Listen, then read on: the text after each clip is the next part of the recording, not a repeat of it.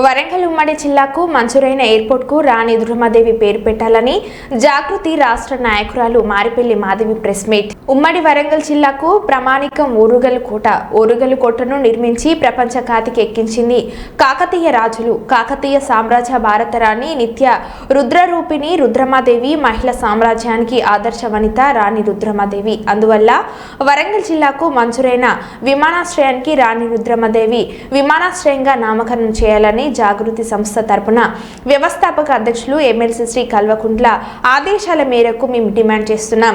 కేంద్రంలో అధికారంలో ఉన్న బీజేపీ ప్రభుత్వం ఆ పేరును నామకరణం చేయాలి. తెలంగాణ రాష్ట్ర ప్రభుత్వం సీఎం రేవంత్ రెడ్డి అసెంబ్లీలో రాణి రుద్రమాదేవి పేరు నామకరణకు తీర్మానం చేసి కేంద్రాన్ని ఒప్పించాలి. జాగృతి వరంగల్ జిల్లా నాయకురాలు నూకాల రాణి మంజుల, నాయకురాలు కేతిరి సమ్మక్క, గుమ్లపురం హైమవతి, నేరేళ్ల సరోజ, కన్నం వీరమల్ల, రాహుల్ తదితరులు ఈ కార్యక్రమంలో పాల్గొన్నారు. ఎందుకంటే ప్రతి మహిళ అంటేనే ఒక ఆది పరాశక్తి. కాబట్టి కవితక్క ఆదేశాల మేరకు ప్రతి ఒక్కరిని మన ప్రభుత్వంను కూడా మేము ఏదో రిక్వెస్ట్ పరంగా చెప్పడం జరుగుతుంది.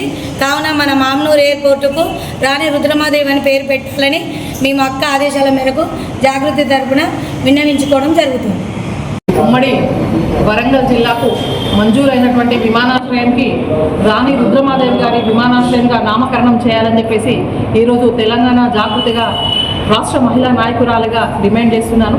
ఎందుకంటే ఉమ్మడి వరంగల్ జిల్లాకు ఉమ్మడి వరంగల్ జిల్లాకు ఈరోజు ప్రపంచ ఖ్యాతిగా పేరు వచ్చింది అని అంటే దానికి కారణం పూర్వం ఉన్నటువంటి ఓరుగల్లు కోటనే.